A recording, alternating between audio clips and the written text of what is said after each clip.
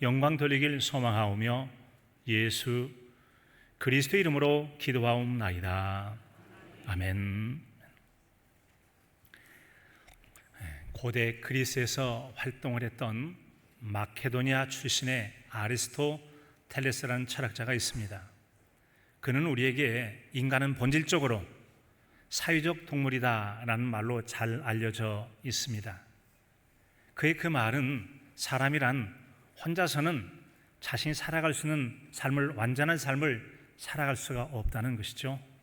사람들과의 관계 속에서 내가 이룰 수 있는 여러 일들을 온전하게 이룰 수 있다는 것을 들려주고 있는 말이기도 합니다. 뿐만 아니라 이처럼 사람은 다른 사람과의 관계성 속에서 지금보다 더 나은 미래를 꿈꾸고 또한 노력하고 그 일들을 실현해 간다고 하는 점이죠. 자, 그런 의미에서 인간은 관계적 존재이고 또한 미래를 꿈꾸는 그런 존재로 살아가게 됩니다. 그렇습니다. 인간이 결코 혼자 살아갈 수가 없죠. 우린 태어나면서부터 가족 안에서 태어나죠. 부모의 돌봄, 가족의 돌봄 속에 살아갑니다.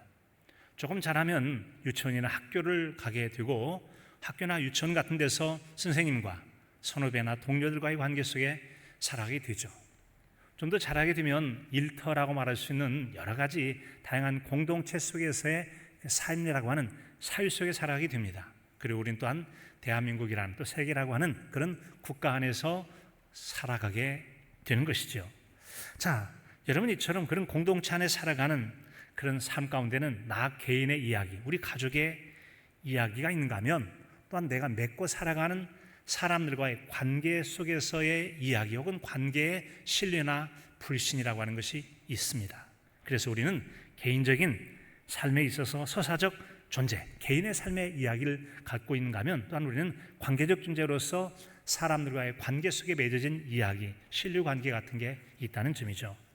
자, 그 점에 대해서 사람, 장소, 환대라는 제목으로 책을 쓴 김현경이라는 작가의 글에 보면 사람이 사람으로 존재하기 위해서 필요한 것들에 대해서 그는 질문을 하면서 인간은 홀로 존재하지 않는다. 즉, 인간이란 타인의 인정과 관계 속에서 비로소 사람으로서의 자리매김을 할 수 있다는 점이죠. 남이 알아주지 않아도 나는 엄연히 한 개인으로서 생물학적인 삶을 살아가고 있습니다. 산에서 살아가든 혼자 자연인으로 살아가든 어쨌든 나라는 존재는 분명히 있는 거죠. 자, 그러나 그런 개인의 삶이 있음과 동시에 우리는 사람과의 관계 속에서 그 사람은 믿을만해, 그 사람 못 믿어, 여러 가지 관계 속에 살아가게 된다는 점이죠. 자, 그런데 이처럼 우리는 사회적인 맥락 속에서 인정을 받게 될 때 비로소 한 사람의 인간의 존재가 완성된다라고 그분은 말해요. 그분이 원래 이제 인류학을 공부했더라고요. 그러니까 사람이란 존재는 개인의 삶이라는 게 있기도 하지만 관계 속에서 어떤 존재와 역할들, 그것들을 감당해 가면서 그 인정과 또 존중이 여김받는, 그럴 때 비로소 한 사람의 의미 있고 가치 있는 삶이 인정되고 완성된다라는 그런 얘기입니다. 반대로 말하면 나는 내 나름대로 열심히 잘 살아가요. 그런데 누구도 나를 인정하지 않아요. 세상 속에서는요, 진실하고 성실하게 살아도 때때로는 오해를 받고 인정받지 못할 때가 있어요. 그런가 하면 아주 가식적이고 남의 눈에 보이게 그럴듯하게 살아도 인정을 받고, 그래서 세상이란 온전하게 사람들 정확히 파악하지 못한 데서 오는 그런 참 모순들이 있죠. 어쨌든 이런 나름대로 열심히 사는 남이 나를 믿어주지 않거나 인정해주지 않게 됐을 때 내 삶을 완성해가는 혹은 성공적인 삶을 살아갈 수 없다는 점이죠. 실패하거나 좌절할 수 있다는 점이에요.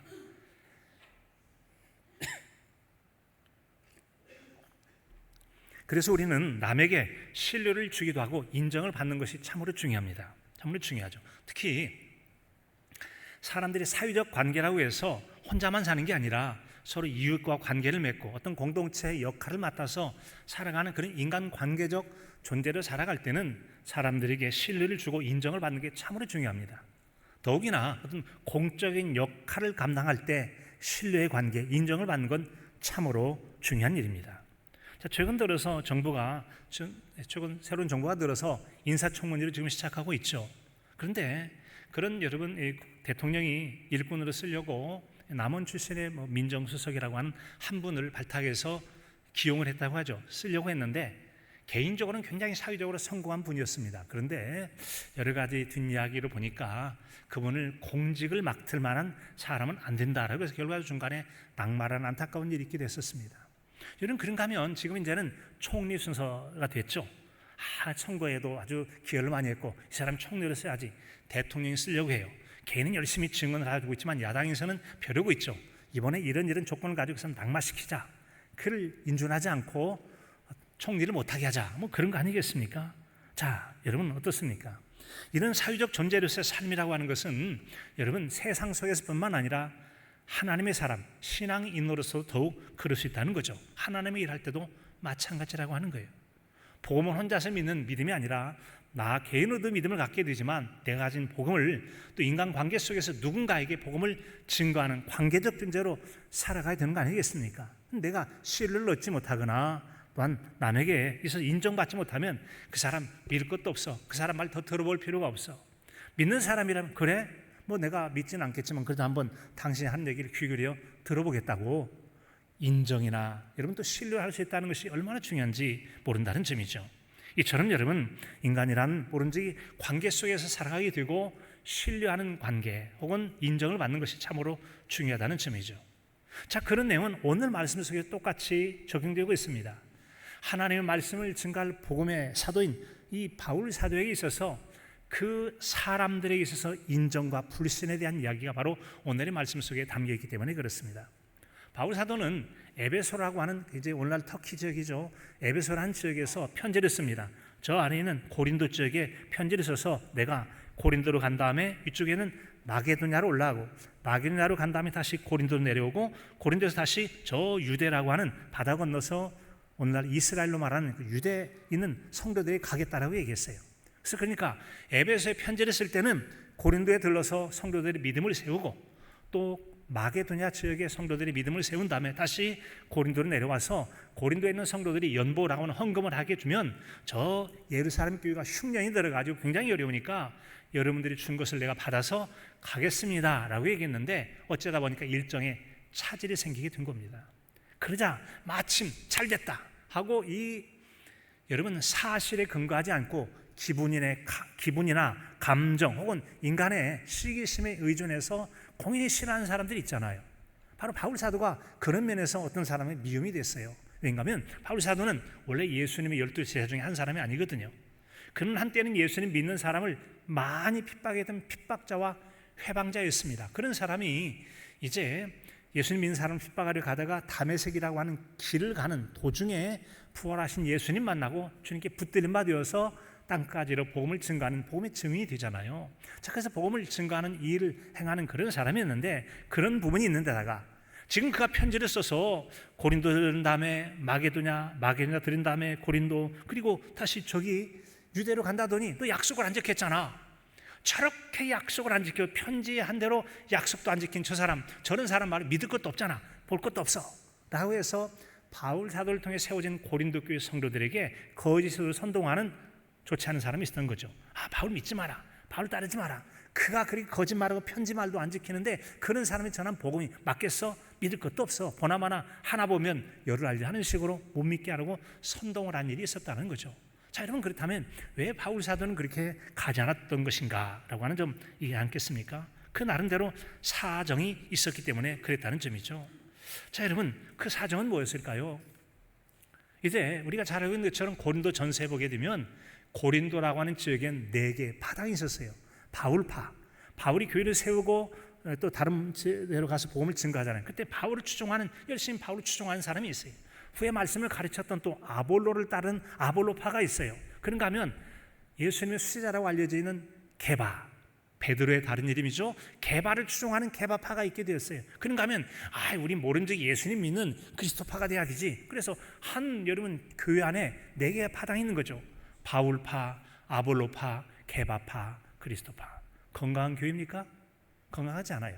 예수님께서 말씀하시기를 우리가 하나인 것처럼 성부와 성자와 성령 성삼위 하나님이 하나인 것처럼 하나님 저들도 우리와 같이 하나가 되게 하옵소서. 교회는 하나가 돼야 되거든요. 어떤 하나입니까? 바울을 중심으로? 아볼로 중심으로? 게바 중심으로? 아니요.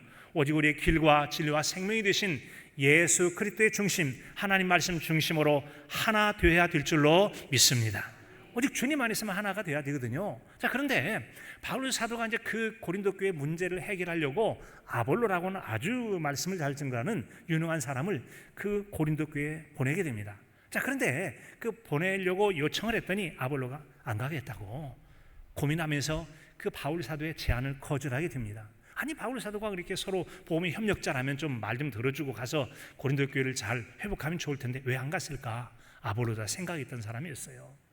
지금 조금 전에 말씀드린 것처럼 고린도 교회는 4개의 파당이 있습니다. 그런데 아볼로가 가게 되면 아볼로 추종하는 사람이 만세 득세를 하게 되는 거죠. 다른 사람들이 어미 기주고 또 여러분 또 이게 침체가 돼요. 그래서 고린도 교회에 대한 갈등이 더 커질까 염려해서 미안하지만 좀 나중에 가야지 지금은 아닌 것 같다고 거절하게 되어집니다.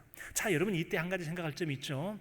바울 사도 같은 경우 자기를 추종하는 사람도 있고 아볼로를 추종하는 사람도 있고 베드로 사도를 추종하는 게바파도 있기도 했는데, 그런 때 아볼로를 보낸다고 하는 것은 인간적으로 생각하자면 내 파당의 사람들이 기죽을지도 모르는데 왜 아볼로를 보냈겠냐는 거죠. 그는 일체 사심, 개인적인 욕심이나 마음이 없었던 거죠. 오직 하나님의 마음을 가지고 그리스도의 신앙 공동체가 건강하게 세워지기 위해서 유능한 일꾼을 보내려고 했던 이 바울 사도의 마음을 이해할 필요가 있다는 점이죠. 자, 이럼에도 불구하고 또한 아볼로 역시 아주 신앙적으로 성숙한 사람이었기 때문에 바울 사도 당신의 말을 듣고 내가 가는 것이 좋긴 하지만 내가 가게 되어지면 사람들이 저를 추종하는 사람들이 득세를 해서 또 이게 갈등이 생길 거니까 내가 가지 않는 것이 덕이 될 것 같아서 가지 않겠다라고 한 거 아니겠습니까? 바로 그 점에 바울 사도 똑같은 마음이었어요. 원래 좋은 뜻으로 이제 고린도 들렀다가 마게도냐 들렸다 다시 고린도 그리고 연보를 가지고 예루살렘 교회에 가서 그 흉년으로 힘든 성도들을 도우려고 했던 계획 가운데 차질이 있어서 그 순서대로 다 지키지 못하게 된 것, 바로 거기에는 내가 또 가게 되어지면 아볼로파나 게바파나 그리스도파라고 하는 사람들이 또 침체가 있고 바울 만세 하면서 이게 또 갈등이 생길 것 같다. 그래서 지금은 아니다 라고 생각해서 편지로 처음 가려고 했던 계획을 그가 변경하게 되었다는 거죠. 그러나 여러분 어떻습니까? 아무리 진실한 내용이 있고 그 마음의 중심에 하나님을 기쁘시게 하는 마음이 있다 할지라도 외적으로 보면은 얼마든지 허물을 잡을 수가 있는 외적 모양이 있잖아요. 뭐죠? 편지대로 하지 않았다는 거죠. 편지되지 않았다. 결코 사사로운 욕심 때문이 아니었음에도 불구하고 겉으로 보기에는 너는 편지대로 하지 않았기 때문에 너는 믿을만한 사람이 못 돼. 이것을 빌미 잡아가지고 공격하는 사람이 있더라는 거죠. 여러분, 우린 세상에서 어떤 말을 하려 할 때 말이 옳다고 해서 다 옳은 것은 아니고 덕과 유익이 되는 건 아니잖아요. 우리가 잘 아는 고린도전서 10장 23절로 24절에 보면 모든 것이 가하나 모든 것이 유익한 것이 아니요 모든 것이 가하나 모든 것이 덕이 되는 것은 아니니 누구든지 여러분 뭐라고 말씀했습니까? 자기 유익을 구하지 말고 남의 유익을 구하라. 남의 유익을 구하라. 자기 욕심만을 위해서 남이 어떻게든지 간에 그게 아니라는 거죠. 그 말씀의 뜻은 뭐겠습니까? 모든 것이 가하다 할지라도, 가하다는 얘기는 옳다고 할지라도 다 유익한 것이 아니고 옳기는 하지만 그대로 가면 해가 될 수도 있어요. 어떤 것은 옳긴 하지만 그것이 덕을 세우지 못하고 실덕, 덕을 잃고 교회 공동체나 사회관계가 나빠질 수도 있다는 거죠. 그래서 우리는 옳다고 다 할 말 하느냐? 아니요. 때때로 살아가면서 우리가 얼마든지 옳은 얘기 그때 딱 했으면 좋겠지만 꼭 참았더니 아이고 시간 지나고 생각해보니까 그때 할 말 다 하지 않고 참았던 게 얼마나 잘한 것인가 생각할 때가 많이 있잖아요. 그런 경우가 있기도 해요. 또 어떤 경우는 그때 얘기했어야 되는데 너무 참다가 보니까 할 얘기를 하지 않아서 꼭 필요한 얘기, 누군가의 도움이 될 얘기를 하지 못했던 게 후회가 될 때도 있기도 하는 거죠. 그래서 우리는 어떤 일이 옳다고 해도요 유익이 안 될 때가 있어요. 옳기는 하지만 덕이 되지 않을 때가 있기도 합니다. 그래서 우리는 옳기도 하지만 덕과 유익을 생각하고 말을 해야 돼요. 같이 한번 해볼까요? 옳다 할지라도 덕과 유익을 생각하며 말합시다. 여러분 그래요? 아멘입니다. 옳다 할지라도 그것이 덕이 되는가 유익이 되는가. 덕이 되지 않고 유익이 되지 않다면 옳다는 것이 무슨 의미가 있습니까? 그것이 오히려 해가 된다면 하지 않는 게 낫다는 거죠. 지금 이 고린도 교회에서는 여러분 사실에 입각하는 것이 아닌, 지금 바울 사도는 전혀 사사로운 마음을 가지고 한 것이 아님에도 불구하고 편견을 가지고 있거나 시기심을 가지고 있어요. 게바판 아볼로파는 바울파를 시기할 거 아니겠습니까? 그러다 보니까 인간적으로 믿음을 가졌다고 해도요 이렇게 사람들이 치우쳐 있고 파당을 짓는 것 절대 하나님 기뻐하지 않으세요. 기뻐하지 않아요. 오직 우린 예수 그리스도 중심으로 하나만 돼야 되는데 사람이 살다 보니까 연약한 인간제라 그런 모습이 있어서 바울 사도가 가지 않았다는 거죠. 그러면서 그럼 어떻게 해? 자신이 가지 않았던 이유는 딱 한 가지라는 거죠. 오직 하나님은 구약 성경에 기록되어 있는 여러 가지 말씀과 선지자를 통해 약속하신 것들이 예수 그리스도 안에서 다 성취된 줄로 믿습니다. 성취된 줄로 믿습니다. 이것이 바로 20절에 나타나 있는 아버지의 모든 약속은 예수 그리스도 안에서 예와 아멘만 된다는 거죠. 그런 것처럼 우리가 아멘하여 하나님께 영광을 돌린다라고 했는데 바울 사도는 그 뭐가 어떻게 됐다는 거냐? 그가 원래 그 에베소에서 편지를 보낼 때 고린도와 마게도냐와 다시 고린도와 그리고 거기서 유대로 가려고 했던 그 계획이 하나님의 뜻 가운데 기도하는 중에 신실한 믿음을 했어요. 그런데 그가 일을 하다 보니까 하나님의 뜻 가운데 옳기는 하지만 그렇게 해서는 아까 말씀드렸죠. 것처럼 아볼로가 가지 않았던 것처럼 자신도 가지 않는 것이 지금 상황으로서는 나중에 가죠. 지금 상황에서는 가지 않는 게 덕이 되겠다 생각해서 그때를 미뤘던 것, 이것이 바로 하나님 뜻을 행하여 순종하는 믿음이라고 하는 것이죠. 자, 그러면서 그는 얘기하는 것이죠. 하나님께서는 신실한 분이십니다. 아멘이죠. 하나님은 신실한 분이십니다. 하나님은 미쁘신 분이십니다. 하나님은 믿을 만한 분이십니다. 이게 바로 하나님의 신실. 오늘 말씀 18절은 하나님은 미쁘시니 하나님은 신실한 분이시라는 거죠. 그래서 하나님의 약속은 하나도 노멘이 없어요. 전부 다 아멘이 되는 거죠. 예수 그리스도 안에서 다 온전히 성취되었다라고 하는 것이죠. 자, 그렇게 믿을 만한 하나님, 하나님은 신실하시다. 그렇다면 하나님이 신실하신 것처럼 하나님께서 그분의 뜻을 위하여 세우신 바울 사도도 믿을 만한 사람이라고 하는 것이죠. 그가 사사로운 이득을 위해서가 아니라 바로 하나님의 뜻을 실행하기 위하여 겉으로 보기에는 자기 약속의 말씀을 지키지 않은 것 같지만 하나님의 뜻을 위해서 그 일을 남들이 비난이나 오해할 것을 감수해가면서까지 해놨던 것은 그의 신실한 믿음을 지켜갖고 오히려 성숙한 믿음을 이뤄갔다는 거죠. 그러므로 바울 사도도 믿을만하다는 거죠. 바울 사도도 믿을만한 것입니다. 아멘이죠? 여러분, 그렇습니다. 그래서 이제 그는 오늘 18절 하나님 미쁘시다라는 말씀으로 하나님 믿을 만한 분으로 고백하고 있지 않습니까? 여러분, 우리는 그렇습니다. 이처럼 우리가 하나님에 대한 신뢰하는 믿음이 있다면 하나님 말씀에 대해서 아멘이라고 했던 예와 아멘이 되는 것처럼 하나님 말씀을 들을 때 아멘 하실 수 있기를 바랍니다.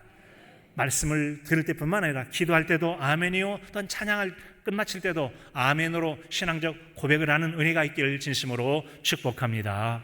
여러분, 그렇다면 신앙 예배 활동, 신앙 활동 중에서 아멘이라는 게 무슨 뜻입니까? 아멘은 말은 예, 그렇습니다, 맞습니다, 옳습니다, 그렇게 되기를 소망합니다. 예, 옳다는 것 인정하는 것이기도 하고요, 또한 그것을 그렇게 되기를 소망한다라는 그런 의미도 가지고 있어요. 그래서 이러한 아멘이라고 하는 일종의 신앙 고백이 되어지는 거예요. 같이 볼까요? 아멘은 신앙 고백입니다. 하나님의 신앙 고백을 기뻐 여기실 줄로 믿습니다. 하나님 신앙 고백을 기뻐 여기신다는 점이죠.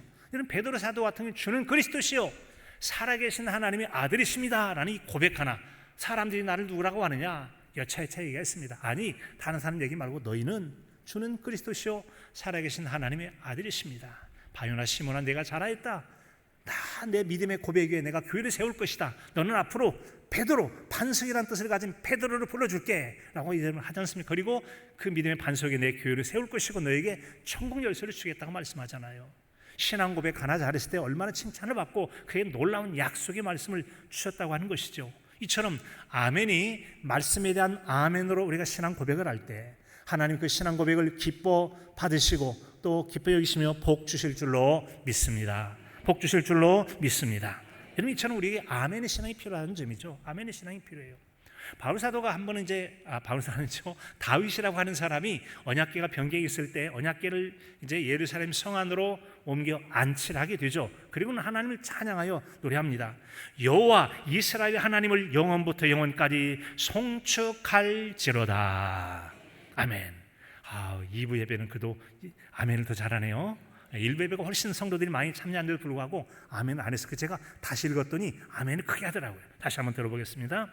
여호와 이스라엘 하나님을 영원부터 영원까지 송축할지로다.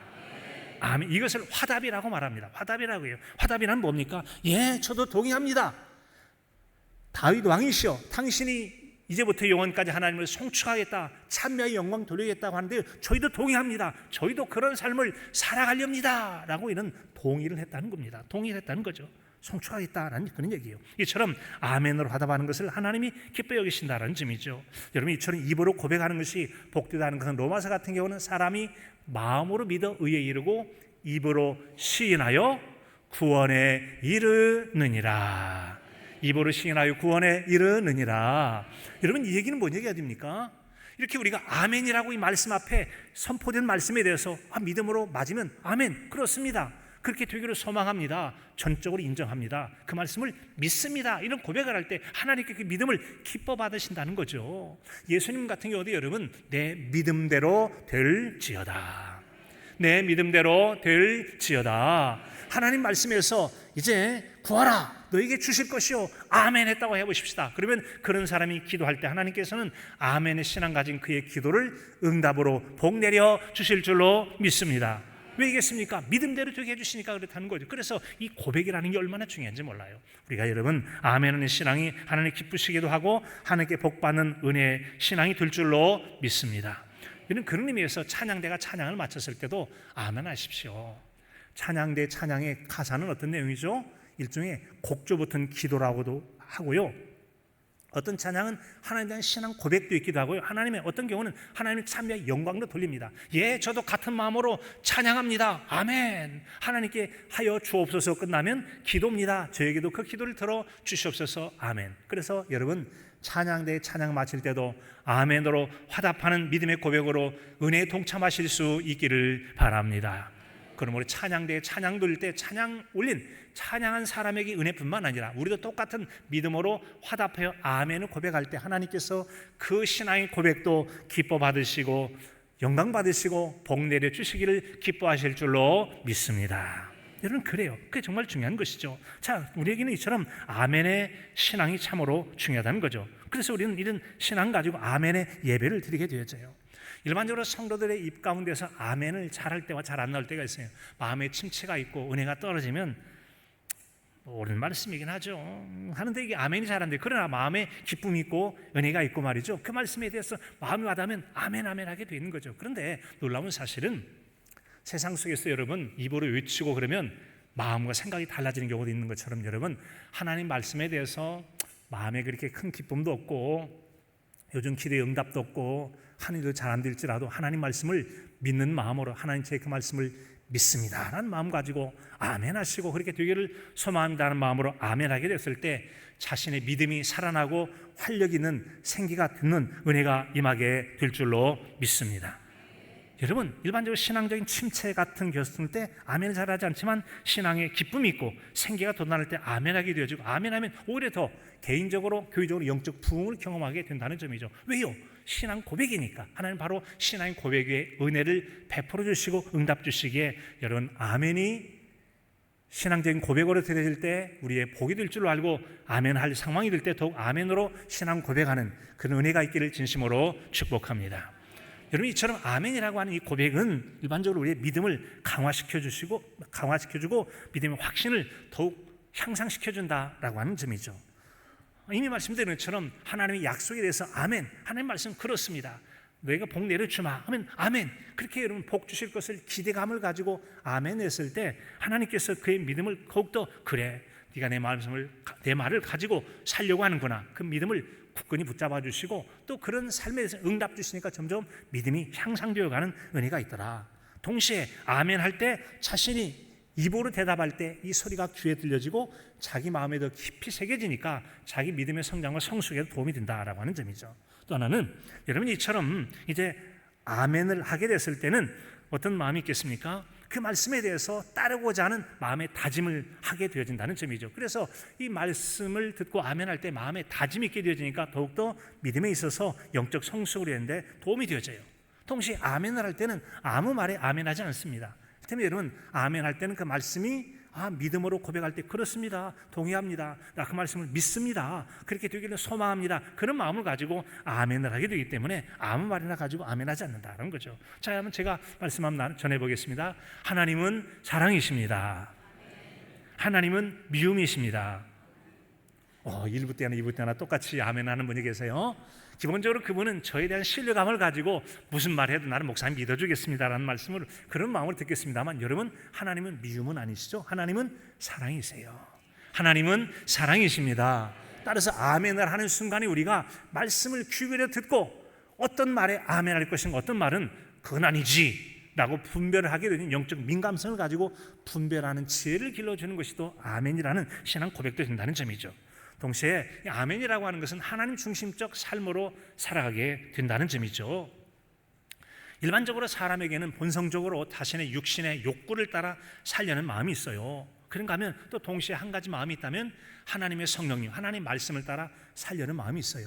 어떤 생각을 품고 사느냐가 전혀 삶의 질을 달라지게 만들어져요.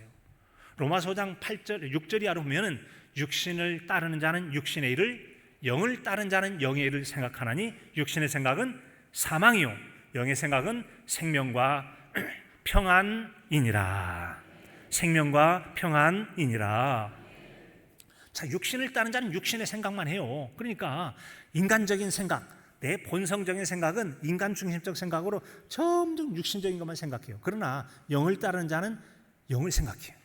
그래서 하나님께서 무엇을 기뻐하실까? 하나님께 무엇을 말씀하셨는가? 성령께서 내 안에 어떻게 인도하시는가? 성령님이 인도를 따라 살려 하기 때문에 그 삶이 달라지고 그런 사람이 참된 생명과 평안을 얻게 되더라라고 하는 거죠. 그러므로 우리에게 진정한 사람 중심, 인간적 중심에서 하나님 중심의 성숙한 신앙으로 나아가는 것이 아멘의 신앙을 통해서 도움이 된다는 점이죠. 이렇게 아멘하는 신앙은 우리에게 영적 침체를 극복하고 우리 영적 성숙과 영적 활기로 나아가게 된다는 거죠. 왜냐하면 아멘할 때 하나님께서 내 믿음대로 될지어다 고백대로 복을 주시거든요. 베드로의 그 고백처럼 복을 주시고 입으로 시인할 구원에 이르듯 놀라운 복을 주시기 때문에 그렇다는 점이죠. 이처럼 우리는 아멘의 이 고백을 아멘의 신앙으로 살아가야 되는 것이죠. 야고보서 1장 22절에 보면 너희는 도를 행하는 자가 되고 듣기만 하여 자신을 속이는 자가 되지 말라. 하나님 말씀을 들으면 알아요. 알고 행하지 않으면 뭐죠? 듣기만 하고 말씀대로 살지 않는 것이죠. 진정한 우리의 아멘의 신앙이라고 하는 것은 하나님 말씀에 그렇습니다, 옳습니다, 믿습니다, 그렇게 되기를 소망합니다 라는 마음, 믿음의 고백과 함께 그 말씀을 따라 순종하려는 믿음이 있을 때 하나님께서 그 믿음을 기뻐 여기실 줄로 믿습니다. 좋은 땅에 뿌려졌다는 것은 곧 말씀을 듣고 받아 30배와 60배와 100배의 결실을 하는 자니라. 아멘입니다. 말씀을 듣고 이런 마음에 두고서 좋은 마음으로 그 말씀을 인내함으로 지켜 행하게 됐을 때 신앙의 열매를 거둘 수 있게 된다는 점이죠. 30배와 60배, 100배의 결실을 거두는 복이 있기를 진심으로 축복합니다. 이 아멘의 신앙이 복이 됐던 것은 바로 여러분 한나라는 여인이 오랫동안 아이를 갖지 못하지만 엘리 제사장의 말을 듣고서 평안히 가라, 하나님께서 너희 기도하여 구한 것을 허락하시길 원한노라, 아멘하고 돌아갔을 때 마침내 하나님께서 생명을 얻게 된 놀라운 복을 주지 않았습니까? 사랑하는 성도 여러분, 하나님의 언약은 모두가 다 성취되었습니다. 예수 그리스도 안에 성취된 것처럼 또한 앞으로도 하나님 말씀은 그대로 이루어질 줄로 믿습니다. 이 말씀이 아멘의 신앙이 마음에 붙잡고 말씀을 따라 살아가고, 때로는 우리가 선한 일을 행하려 할 때도 때로는 상황 때문에 오해를 받고, 여러분 때로는 그 인정받지 못하는 그런 어려운 가운데 있다고 할지라도 우리는 그런 상황 속에서 오해가 있을지라도 우리는 하나님의 언약에 대한 신실함 가지고 때로는 사람들이 설득하기도 하지만 하나님의 신뢰 가운데 나가게 됐을 때 하나님께서 아멘의 신앙을 책임져 주시고 믿음의 고백도를 때를 따라 복을 주시게 될 터인데, 그런 은혜의 복을 누릴 뿐만 아니라 하나님께도 영광을 나타내고 이웃에게도 그 복을 증가하며 살아가는 복된 저와 여러분의 아멘의 고백, 아멘의 신앙이 될 수 있기를 간절함으로 축복합니다. 하나님 아버지, 우리가 아멘의 고백과 같이 아멘의 신앙의 삶을 통하여 하나님께 영광 돌리고 또 하나님의 약속하신 복을 우리에게 내려주시고 그 복 누림을 또한 세상에 전하며 살아가는 우리 모두가